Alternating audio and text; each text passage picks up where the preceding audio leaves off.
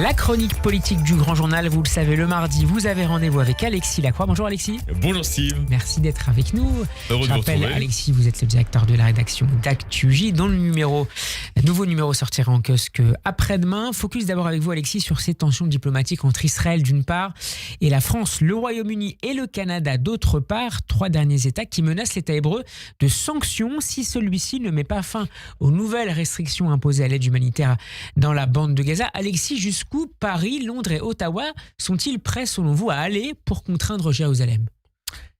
Nul ne le sait pour l'instant, mais c'est évident que cette initiative contribue pour partie à gêner Benjamin Netanyahou, puisqu'elle est congruente aussi avec un certain nombre d'avertissements qu'il a reçus de la part des États-Unis ces derniers jours, et qui peut-être d'ailleurs le contraignent aussi dans une sorte de va-tout à accélérer le tempo de ce réinvestissement, probablement d'ailleurs sur un plan strictement militaire nécessaire de la bande de Gaza, mais qui suscite effectivement dans le camp occidental élargi, vous voyez cette espèce d'Occident globalisé dont nous avons souvent l'occasion de parler ensemble dans ces chroniques, qui suscite de très fortes interrogations. Même si on voit Alexis que Berlin n'est pas dans la liste de ces 3 États.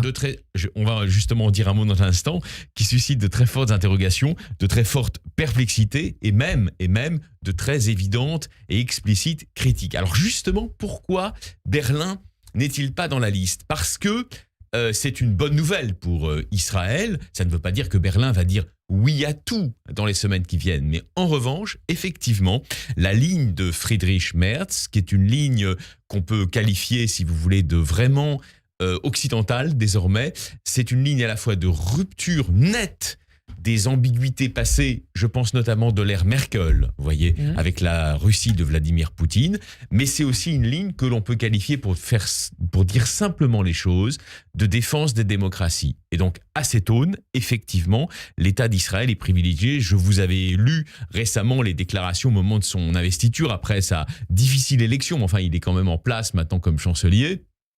Et donc Friedrich Merz avait témoigné de son amitié, mais aussi de son soutien et de sa solidarité à l'État d'Israël. Donc pour l'instant... Est-ce que ce n'est pas seulement du côté de Berlin, Alexis, une réserve sur la forme prise par ces critiques du gouvernement israélien ? C'est possible, on le verra dans les jours qui viennent. Mais il y a peut-être, si vous voulez, aujourd'hui... Il y a évidemment, en règle générale, disons, indépendamment d'Israël et de la question qu'on appelle dans le langage des diplomates français, celle du Proche-Orient. Il y a aujourd'hui la réaffirmation d'un alignement européen sur beaucoup de questions stratégiques. On l'a vu d'ailleurs avec le traité de Nancy avec la Pologne, que Emmanuel Macron a signé avec Donald Tusk. Tout ça est une réalité. Donc de ce point de vue-là, il n'y a pas d'écart diplomatique fondamentaux entre la France, la Grande-Bretagne, l'Allemagne ou la Pologne. En revanche, effectivement, là vous le notez à juste raison, il y a une petite nuance entre Paris et Berlin. On ne sait pas comment ça va évoluer dans les jours qui viennent, puis on ne sait pas non plus comment l'offensive israélienne va évoluer dans les jours qui viennent, mais c'est sûr que pour Benjamin Netanyahou, c'est plutôt, j'allais dire, rassérénant dans l'immédiat, vous voyez, de ne pas avoir également l'Allemagne, entre guillemets, contre lui. Alexis, le chef de la diplomatie israélienne a réagi, Guy Donsa, il y a quelques minutes, et il voit derrière cette initiative la volonté de la France d'imposer son agenda diplomatique, c'est-à-dire de parvenir à un mouvement de reconnaissance. Oui. Non pas généralisé, mais en tout cas collectif d'un État palestinien dans les prochaines semaines. Emmanuel Macron lui-même s'est d'ailleurs exprimé sur le sujet assez récemment. L'horizon diplomatique, c'est celui-là pour Paris ? Alors, c'est très débattu en Israël même, vous le savez. Il y en a qui pensent que c'est pour juin. La proclamation non pas de l'État palestinien, mais de la nécessité de sa reconnaissance historique, ce qui n'est pas tout à fait la même chose. Et puis, il y a aussi d'autres personnes, des voix autorisées, celle de Gideon Sa'ar en fait partie, mais lui n'est pas de cet avis, mais qui disent non, pas du tout. Le président de la République avait clairement dit dès le départ que cette reconnaissance était suspendue, évidemment, à la démilitarisation du Hamas et à la libération des otages. Comme ces deux points-là ne sont pas aujourd'hui accomplis, et que l'offensive d'ailleurs de Gaza a explicitement, en tout cas pour but de les réaliser, eh bien effectivement, Paris va surseoir à la date de déclaration officielle en quelque sorte. C'est plutôt la tendance que vous voyez s'esquisser malgré ces menaces de sanctions répétées, Alexis ? Comme on est dans un maelstrom géopolitique plein d'inattendus, avec, vous savez, la phrase de Toynbee célèbre qui s'applique à notre époque, History is again on the move, l'histoire est à nouveau en marche.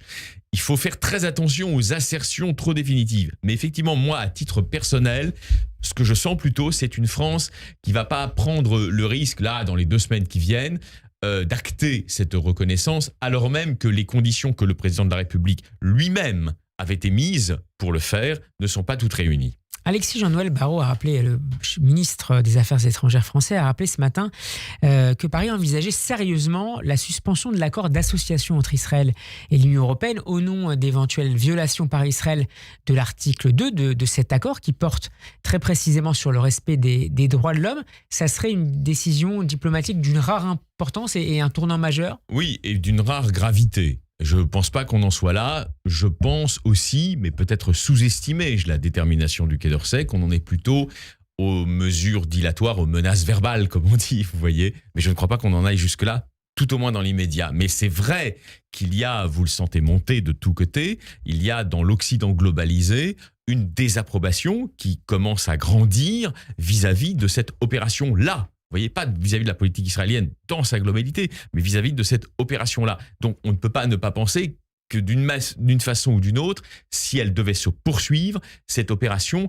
fasse monter non pas les sanctions, mais l'expression de la désapprobation. Les sanctions, c'est ce que demande par exemple un État comme les Pays-Bas. Bien sûr, mais ils sont quand même encore isolés. Vous avez parfaitement raison. Le Premier ministre espagnol évoque un État génocidaire à propos d'Israël. On sent qu'il y a quand même une petite musique. La petite musique de la réprobation commence à monter, non pas seulement dans une partie des opinions, ça on a eu de nombreuses occasions de l'analyser avec les extrêmes gauches, etc., mais commence à monter aussi au sommet des différents pouvoirs, notamment dans les capitales européennes. Donc ça, évidemment, c'est une donnée que je pense l'exécutif israélien, Gideon Sa'ar, vous le citiez, mais aussi bien sûr Benjamin Netanyahou, a en tête dans son propre calendrier mental par rapport à cette offensive. Alexis, parlons de politique. Politique intérieure en France à présent, après la victoire très nette dimanche de Bruno Retailleau pour la présidence du Parti Les Républicains. Et en attendant le congrès du Parti Socialiste le mois prochain, vous vous demandez, Alexis, si l'échiquier politique n'est pas en train de se reconstituer en écartant le modèle du duopole existant depuis le 2017. Expliquez-nous votre thèse, Alexis. Commençons par la droite. Avant même sa victoire assez spectaculaire, hein, trois quarts des adhérents, c'est énorme, en sa faveur, Bruno Retailleau le disait. Il disait, vous savez, j'ai pu hésiter, puis j'avais des gens qui me disaient dans mon propre parti, mais à quoi bon dépenser tant d'énergie pour ranimer un parti qui semblait en quelque sorte apoplectique. Et il avait répondu... Les conseillers ne sont pas les payeurs. Exactement. Et il avait répondu pendant la campagne, non, moi j'ai pensé dès le début, cher Othman, en se tournant vers Othman Nasrou, que ça valait le coup. Alors, il a eu raison, il est validé dans son approche. Pourquoi ? Car on voit bien qu'au-delà de l'effet de souffle, le blast, comme on dit chez les journalistes, de cette victoire, annoncée, mais quand même spectaculaire, il y a manifestement, vous voyez, une effervescence de l'opinion autour de cette question de la renaissance de la droite. Et ça va bien au-delà du cercle, déjà finalement relativement étoffé, des 122 ou 123 000 adhérents de la formation post-gaulliste. Voyez bien qu'aujourd'hui, si on prend les sondages, il y a un sondage du Point qui est très explicite. 59% des sondés qui ont voté pour la liste Renaissance européenne, donc c'était il y a un an maintenant, se déclarent satisfaits de l'élection de Bruno Retailleau. 59% des renaissances. Donc il incarne une certaine idée de la droite. Ouais, mais qui est déjà, si vous voulez, au-delà du fleuve, en quelque sorte, de la seule droite républicaine. C'est d'ailleurs un des ingrédients de Victoire Future, vous le savez bien, quand on parle pas seulement à son parti, mais qu'on parle aux Français dans leur globalité. Alors là, on n'a pas testé le Parti Socialiste, mais je vous fiche mon billet que même au Parti Socialiste, il y a des gens, des républicains de gauche, qui ne sont pas opposés à ce qu'il dit sur beaucoup de sujets. C'est signifié, Alexis, depuis François Fillon à droite ? Non, là, je pense qu'il y a un effet qui est plus décloisonnant encore qu'à l'époque de François Fillon. Ça ressemblerait davantage, on y revient si vous voulez, mais à Sarkozy 2007, qui savait parler à tous les camps, quasiment. 72% des gens qui ont voté pour le RN, donc aux européennes, se déclarent favorables. Et 84% qui ont voté pour Éric Zemmour et son parti Reconquête. Donc c'est vrai qu'on voit bien le potentiel de progression sociologique, l'arc sociologique de progression. Alors, je suis désolé de le dire pour eux. Ça met complètement en échec les expertises de l'expertocratie qui nous expliquaient doctement sur tous les plateaux de télévision mainstream depuis 7-8 ans que c'était gravé dans le marbre, que définitivement on avait un duopole dans la vie politique française, le bloc central, comme on dit, le socle commun ou le bloc central, et les extrêmes. Visiblement, c'est faux. Et on verra donc au moment du congrès du Parti socialiste, celui-ci semble d'ailleurs, je suis très honnête avec vous, dans les sondages être plutôt, lui, en régression. La LR bondit, Retailleau bondit à 15%, je crois, dans le sondage de ce matin, s'il était à la présidentielle demain. En revanche, Glucksmann régresse de 13 à 11. Alors, c'est pas forcément significatif. Alexis, un dernier mot. Alors, un dernier mot.